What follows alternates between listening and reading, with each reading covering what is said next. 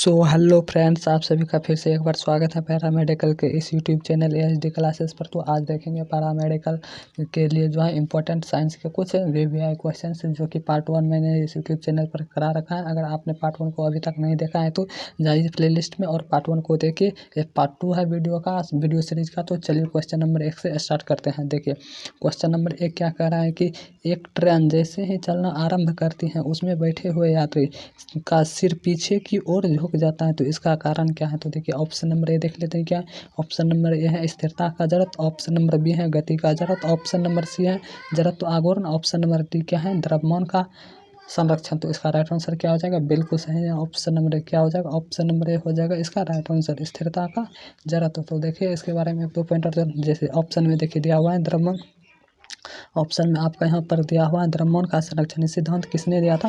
द्रव्यमान का संरक्षण का सिद्धांत किसने दिया था, लेवाइसियर ने दिया था। आप लोग अच्छे से कॉपी और पेन लेकर के बैठ जाइए, नोट करते चलिएगा स्टेप बाय स्टेप। तो लिख देते हैं लेवाइसियर ने दिया था। किसने दिया था, लेवाइसियर ने दिया था।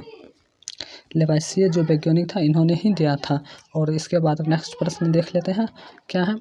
देखिए इस तरह का देखिए सबसे पहले तो आपका मेन प्रश्न ये बन सकता है कि जड़त्व जो है, जड़त्व कितने प्रकार के होते हैं। जड़त्व 2 प्रकार के होते हैं। कितने प्रकार जड़त्व के बारे में बात आई है, तो जड़त्व जोन लेते हैं। जड़त्व 2 प्रकार के होते हैं। कितने प्रकार के जड़त्व, 2 प्रकार के होते हैं। गति का जड़त्व एवं विराम का जड़त्व। कितने प्रकार के, 2 प्रकार के, गति का जड़त्व एवं विराम का जड़त्व। देखिए गति का जड़त्व किसे कहते हैं, यानी कि जब वस्तु गति से विराम, यानी कि देखिए गति का जड़त्व जब वस्तु गति से स्थिर होता है तो उसे क्या कहते हैं, गति का। जब वस्तु गति से स्थिर होता है तो उसे हम क्या कहते हैं, गति का जड़त्व। और विराम का जड़त्व हो गया कि विराम का जड़त्व उसे कहा जाता है कि जब वस्तु विराम से स्थिर होता है तो उसे हम क्या कहा जाता है, उसे विराम का जड़त्व कहते हैं। तो आपका डाउट क्लियर हो गया होगा। तो चलिए अगले प्रश्न की ओर देखते हैं। देखिए नेक्स्ट प्रश्न आपके सामने कहता है गुरुत्वाकर्षण के सार्वभौमिक नियम का प्रतिपादन किसने किया था। बहुत ही इंपॉर्टेंट क्वेश्चन है, गुरुत्वाकर्षण के सार्वभौमिक नियम का प्रतिपादन। जी हाँ, तो ऑप्शन नंबर देखिए सही से अच्छे से ध्यान से। तो ऑप्शन नंबर ए देखिए न्यूटन ने दिया था, या गैलीलियो ने दिया था, या कोपरनिकस या आइंस्टीन ने दिया था। तो इसका फटाफट से आंसर कीजिए किसने किया था। तो न्यूटन ने, किसने, न्यूटन ने किया था। ऑप्शन नंबर दे रहे हैं तो बिल्कुल सही है आप लोग का, न्यूटन ने किया था। देखिए आइंस्टीन के बारे में बात आई है तो ई बराबर जो है सूत्र आप लोग को हम बताए भी, न्यूमेरिकल में भी आप लोग बनाइएगा आगे, mc² या 12th में पढ़े होंगे। तो आइंस्टीन का सिद्धांत किसने दिया था, सापेक्षता का सिद्धांत जिसे कहते हैं, यानी कि आइंस्टीन ने दिया था। ई बराबर mc²। तो देखिए गुरुत्वाकर्षण का सार्वभौमिक नियम तो ये तो न्यूटन ने दिया था। ये तो क्लियर, आपका डाउट क्लियर हो गया। उसके बाद आए हैं कोपरनिकस के बारे में जान लेते हैं। ग्रहों की गति का, ग्रहों के बारे में किसने बताया कि ग्रह दीर्घवृत्ताकार कक्षा में चक्कर लगाते हैं। तो किसने बताया था, कोपरनिकस ने ही था जो कि बताया था।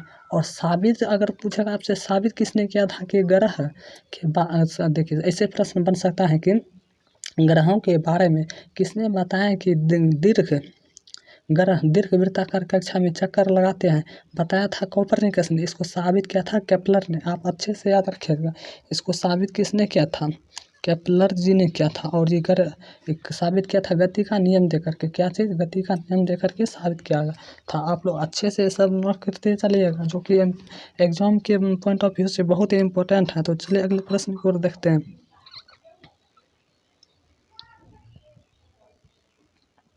देखिए नेक्स्ट प्रश्न है, कहता है किसी पिंड का भार, किसी पिंड का भार। ऑप्शन नंबर ए है पृथ्वी पर सब जगह समान होता है, ऑप्शन नंबर बी है ध्रुव पर सर्वाधिक होता है, ऑप्शन नंबर सी है विषुवत रेखा पर अधिक होता है, ऑप्शन नंबर डी है मैदानों की अपेक्षा पहाड़ों पर अधिक होता है। तो इसका राइट आंसर क्या हो जाएगा, जी बिल्कुल सही दे रहे हैं option number B. Option number B बिल्कुल राइट है, ध्रुवों पर सर्वाधिक होता है। जब ध्रुव पर सर्वाधिक होता है तो कम कहाँ पर होता है, तो देखिए ध्रुव पर महत्तम हो गया। विषुवत रेखा पर आपसे पूछा जाएगा, विषुवत रेखा पर देखिए आप लोग लिख लीजिए, विषुवत रेखा पर क्या होता है, कम होता है।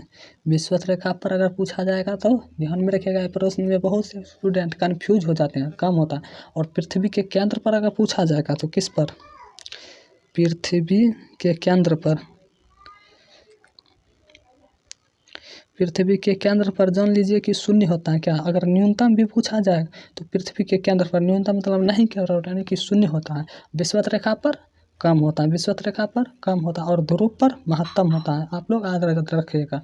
तो चलिए नेक्स्ट प्रश्न की ओर देखते हैं।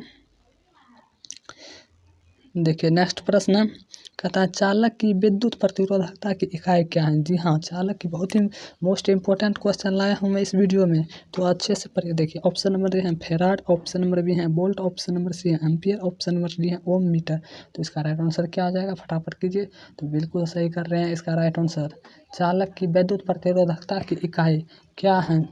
चालक की विद्युत प्रतिरोधकता की इकाई, बिल्कुल सही कीजिए। चालक की विद्युत प्रतिरोधकता की इकाई क्या हो जाएगा, चालक की विद्युत प्रतिरोधकता की इकाई, इसका राइट आंसर हो जाएगा। आप लोग प्रतिरोधकता का पूछ रहा है ना, विद्युत धारा का पूछेगा तो देखिए एम्पियर हो जाएगा। अगर आपसे विद्युत धारा का पूछे, एम्पियर किसका है, देखिए ये विद्युत धारा का है।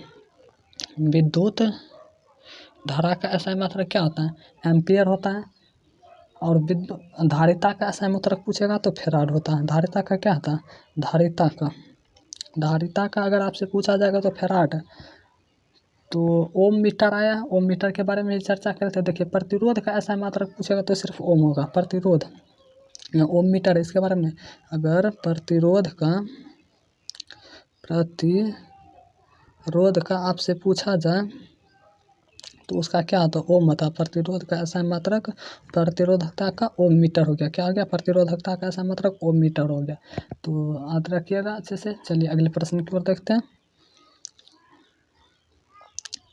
देखिए नेक्स्ट प्रश्न है संवहन होता है, संवहन किस में होता है, ठोस में होता है, द्रव में होता है, गैस में होता है या द्रव तथा गैस दोनों में। देखिए इस टॉपिक से प्रश्न पूछा गया है पैरामेडिकल के एग्जाम में, इसलिए मैं मोस्ट इंपॉर्टेंट इस वीडियो में क्वेश्चन सीरीज को लाया हूँ।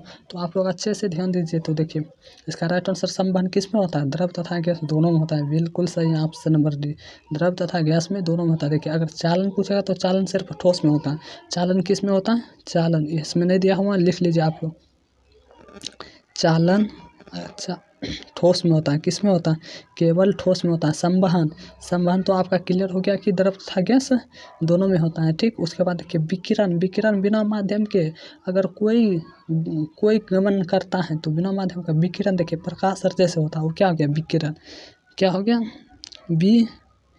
किरण। तो ये सब अच्छे से टॉपिक याद रखिए। अगर सबसे तेज गति से किसका होता है तो विकिरण का, उसके बाद क्या होता है संवहन, उसके बाद चालन होता है। देखिए आप लोग अच्छे से लिखिए, पहले सबसे तेज गति से विकिरण होता है, क्या होता है विकिरण, उसके बाद संवहन, उसके बाद ठोस, उसके बाद चालन होता है, क्या होता है चालन। देखिए हम सही लिख रहे थे, थोड़ा सा हम मिस्टेक हुआ, चालन होता है।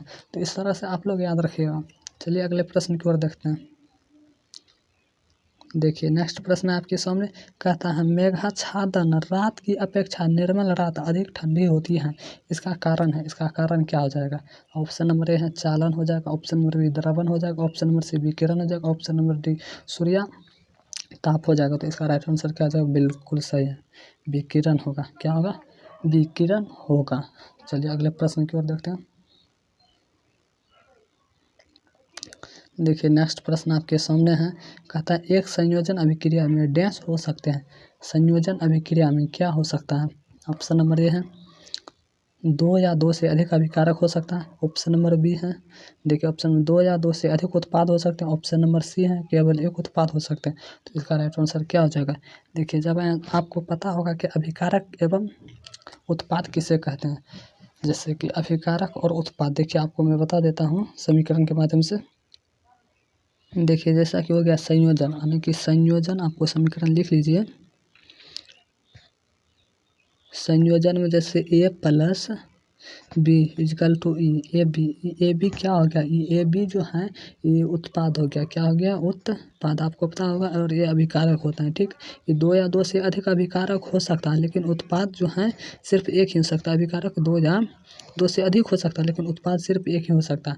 जैसे वियोजन इस संयोजन में जुड़ता है, और वियोजन देख लीजिए वियोजन में जो है जैसा कि अभिकारक a प्लस बी है तो इसका टूट करके a प्लस बी हो जाएगा। इसमें देखिए अभिकारक एक है लेकिन उत्पाद 2 या 2 से अधिक भी बन सकता है। तो यही आप लोग याद रखिएगा। तो इसका सही आंसर क्या हो जाएगा? इसका जो है बिल्कुल राइट आंसर हो जाएगा ऑप्शन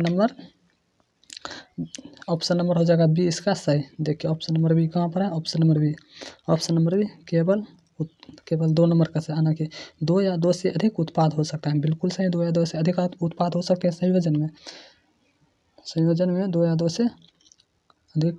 और इसका बी नंबर सही है, ठीक ना।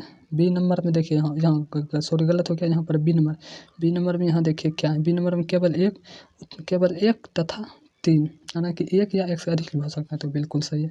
चलिए अगले प्रश्न को देखिए। आज के इस क्लास में इतना ही रहने देते हैं, वीडियो काफ़ी लंबा हो जाएगा। तो अगर ये आपको वीडियो अच्छा लगा, हेल्पफुल लगा तो इसे एक लाइक ज़रूर करें।